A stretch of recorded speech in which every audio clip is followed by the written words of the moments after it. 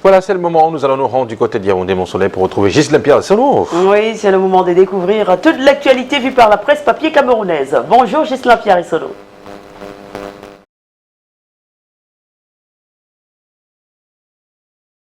Bonjour également à vous Thierry Carole. Évidemment que je vous accueille à Yaoundé, le cœur enflammé de joie comme d'habitude. Vous, mais également les millions de téléspectateurs de Canada International, ceux du Cameroun et du monde entier qui sont tous chargés fort d'informations. Bienvenue donc à cet exercice. C'est la revue de presse sur Canada Matin et donc sur Canada International. Crions d'abord victoire ce matin, comme le fait le quotidien camerounais d'expression anglaise des Guardian Post au siège imposant. En tout cas, c'est une victoire qui a été remportée par le Cameroun et un certain nombre de pays du continent africain. Il s'agit de cette bataille et de cette guerre qui ont donc été remportés. L'Organisation mondiale de la santé l'a déclaré hier, l'instance qui a d'ailleurs suivi les pays africains depuis pratiquement 4 ans avec insistance pour voir comment est-ce qu'ils allaient botter hors justement la poliomyélite, et cela a été fait, des efforts ont été consentis et voilà le résultat. Eh bien, le Cameroun et un certain nombre de pays africains ont donc réussi à immuniser les enfants contre la poliomyélite.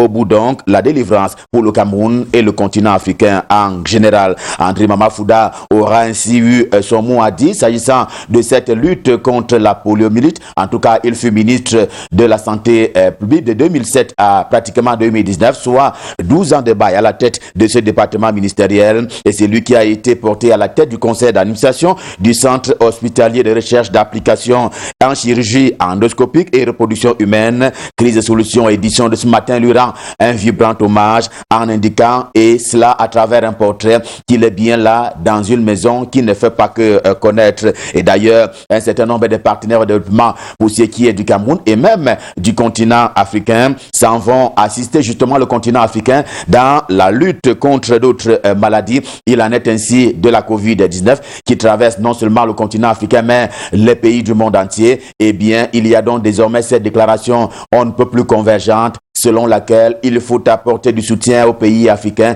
question de les amener à vaincre donc la COVID-19. L'économie quotidienne est en kiosque ce matin. D'ailleurs, le journal est aux avant-postes par rapport à cette volonté de la BAD, la Banque africaine de développement. Les effets néfastes de la pandémie sur ces économies sont légion. On en parle d'autant plus que il y a de nouveaux phénomènes qui sont nés depuis le déclenchement de la COVID-19 sur le continent africain. En l'état actuel des choses, les assemblées annuelles de la Banque africaine de développement se tiennent sous fond de relance économique pour notamment les pays africains. Et c'est ce qui est d'ailleurs salué par le journal Le Quotidien Économie édition de ce jour. Le Financier d'Afrique croise, lui, le verbe sur les exigences du Fonds monétaire international qui fait ainsi partie du groupe de la Banque mondiale vis-à-vis des pays africains. Certains sont à l'assaut des prêts pour parler ainsi d'un certain nombre d'États africains, parmi eux des prêts fantaisistes d'un certain nombre de gouvernants sur le continent africain. Désormais, ils ne seront pas acceptés au nom de la gouvernance monétaire. D'ailleurs, Boniface Twenkam, qui commet lui-même l'article ce matin dans le journal Le Financier d'Afrique, tient un tableau récapitulatif à cet effet. Le Cameroun ne serait pas concerné si l'on s'en tient aux conclusions de cet article. Le Cameroun, dont le système des impôts est dans le viseur des tribus d'Afrique, le journal de Faustin Njikam.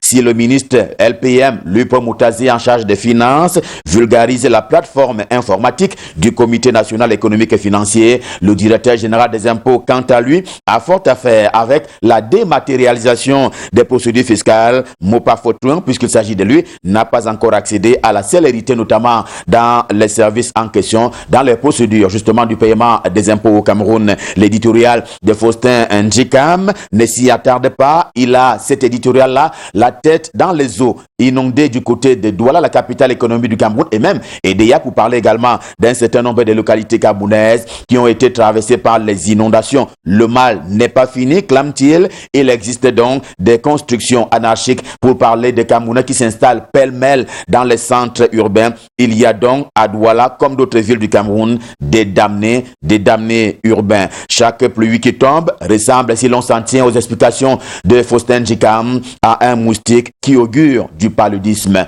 Cameroun Business, également en kiosque, ne risque rien en s'inclinant ce matin face à l'exécution du BIP le budget d'investissement public. Les expériences du passé au Cameroun ont donné 37 parfois le taux de son exécution, et cela dans certaines régions. Il en est ainsi de la région du Soleil Levant pour parler de l'Est du Cameroun. C'est une préoccupation pour le Comité national de suivi du BIP. En tout cas, au premier semestre 2020, l'année donc qui est en cours, on en était à 40,6% seulement. C'est toujours en deçà de l'exigence et de l'énergie à la demande camerounaise. Pour revenir un peu aux inondations qui ont traversé certaines villes camerounaises il y a quelques 7 jours maintenant, The Voice, c'est un journal camerounais d'expression anglaise. Il propose la création d'un comité ad hoc qui sera ainsi chargé de la gestion des dites catastrophes pour parler des inondations. Maintenant que la météo annonce une avalanche de pluie, le pays doit se mettre sur le qui-vive. En tout cas, la protection civile devrait être en alerte, mais il faut un organisme spécialisé en cela, clame donc The Voice, édition de ce jour. Ceci est une réalité, comme l'est d'ailleurs le projet Mong Bapit du côté du Noun, le département du Noun, dans la région de l'Ouest du Cameroun. 10 ans après le lancement de ce projet, Paul Ngouare Kindi, dans sa livraison du jour, fait un peu le point. Et c'est en toute satisfaction pour ce qui est des phases 1 et 2. Le ministre de l'Agriculture et du Développement rural l'a dit d'ailleurs lui-même. C'est ce pourquoi se félicite le journal édition de ce jour pour parler ainsi de réalité. L'épervier de feu Noudjo est également en kiosque. Il transporte les jeunes ce matin et à bord, il y a donc ces derniers. Question d'amener les uns et les autres vers une cause commune, la lutte contre la COVID-19. Eh bien, l'engagement citoyen leur a été proposé par le ministre Mounouna Futsu de la Jeunesse et de l'Éducation civique. Ils ont accepté cela afin d'en faire bon usage pendant les vacances et même au-delà. Mais en Gaoundéré, la capitale de la région Château d'eau du Cameroun,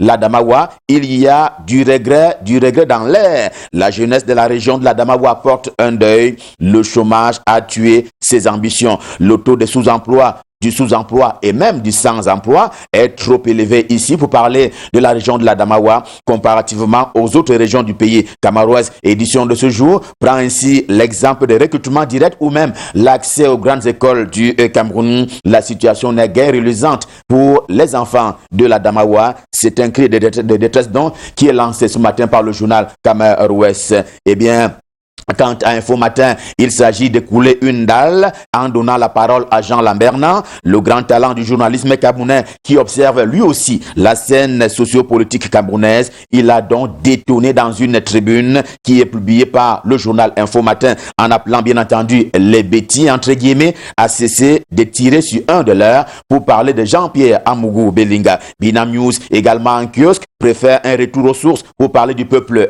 bamileke. Tout le monde en parle, mais peu connaissent ses origines. Les origines du peuple bamileke, l'anthropologue Émile Ntonkan se prononce dans les colonnes de Binam News édition de ce jour. Il serait, pour parler du peuple bamileke, descendant des Israélites. Il se serait retrouvé en Égypte 626 ans avant Jésus-Christ. La suite, on la connaît. C'est dans les colonnes du journal Binam News, édition de ce jour. Cameroun Tribune, le quotidien camerounais à capitaux publics, est dans le vif de l'actualité. Eh bien, à proprement parler, il n'y a pas l'eau dans certains quartiers de la cité capitale Yaoundé. La distribution est quelque peu perturbée depuis quelques semaines maintenant. Et ça dure encore. Quelles en sont les causes les plus récentes autant que celles qui sont lointaines? Explication à lire dans les colonnes de Cameroun Tribune. Cause et effet aussi sur les militants du RDPC, le Rassemblement démocratique du peuple camerounais. Eh bien, le conseil de discipline est en roue libre et il va courir jusqu'au 31 août prochain.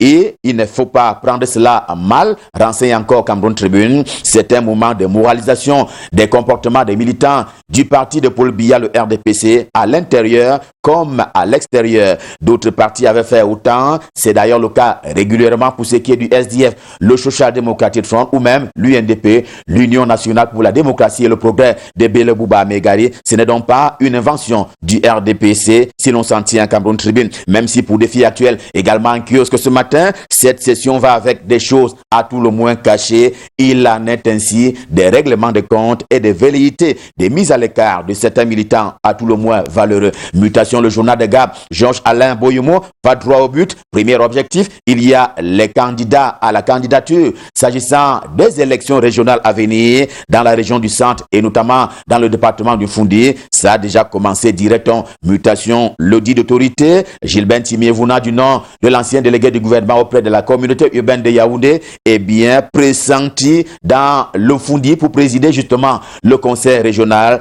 Il rencontre une résistance sans pareil. L'élite politique veut de nouvelles figures et pas les mêmes. Il y a donc des manœuvres qui couvrent pour ce qui est du département du Foundi. Quant à d'autres circoncisions, on va dire électorales, il y a comme un vent de déclassement. Et bien d'ailleurs, le journal indépendant, dans sa livraison du jour, croit savoir que la campagne punitive du Conseil de discipline du RDPC est aussi une campagne épurative. L'idée d'éloigner certains fidèles à Paul Biya, eh bien, c'est une idée qui rentre dans les travaux qui se tiennent au siège du parti à Yaoundé. Ce serait dommage pour le parti de Paul Biya. La démocratie et la critique interne se trouveraient ainsi amputées si l'on s'en tient à l'indépendant. Le SDF est aussi dans la tourmente. Il est dans la tourmente à son tour. Des voix discordantes sur la politique de coopération avec les autres formations politiques. Le professeur Maurice Kamto qui exige 2 préalables avant la tenue des élections éventuellement régionales, à savoir la fin totale de la crise dite anglophone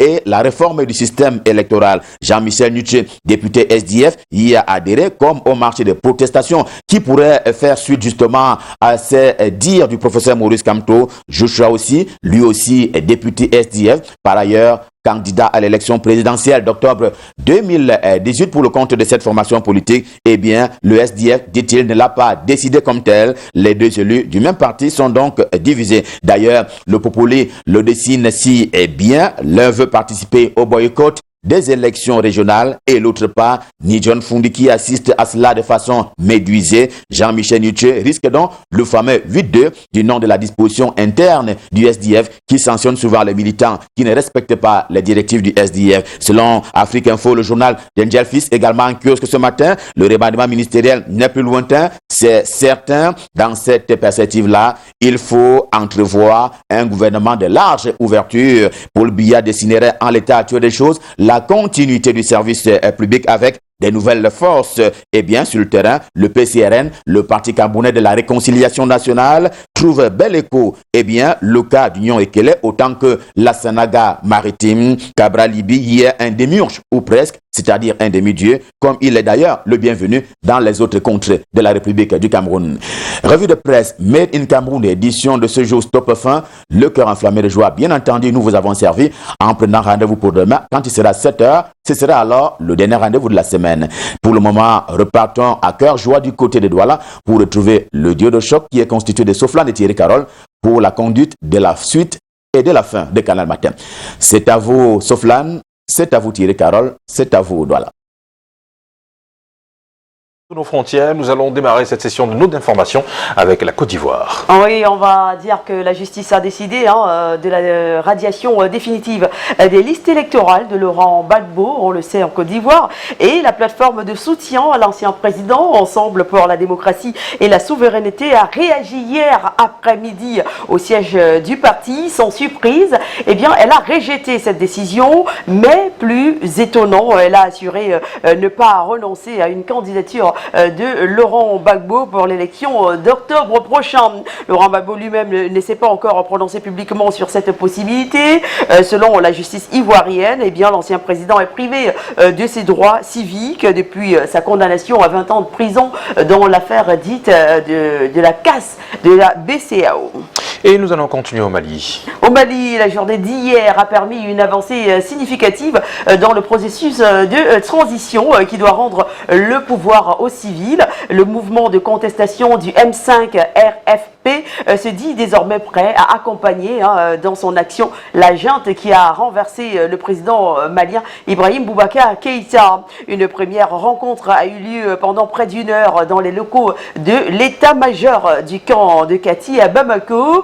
Cette prise de contact doit être suivie d'une nouvelle entrevue samedi prochain, en présence cette fois du chef de la junte, le colonel Assimi Koïta. Le M5 FFP avait mené, on va le dire, pendant des semaines, une fronde sans précédent contre le président Keïta, avant que le 18 août dernier, eh bien, de jeunes officiers finissent par renverser le pouvoir en place. Terminons ces brèves à l'international avec cette note sur les États-Unis. Oui, le mélange des genres du président américain à la convention républicaine relativement aux élections aux États-Unis. Au deuxième jour donc de la convention républicaine, eh bien, Donald Trump, le président américain, a utilisé à 2 reprises ses prérogatives présidentielles en accordant la grâce à un ancien détenu et en présidant une cérémonie de naturalisation de 100 migrants. 2 événements filmés à la Maison-Blanche et retransmis pendant la soirée. C'est à passer les 15 minutes. Tout de suite, place à la pub.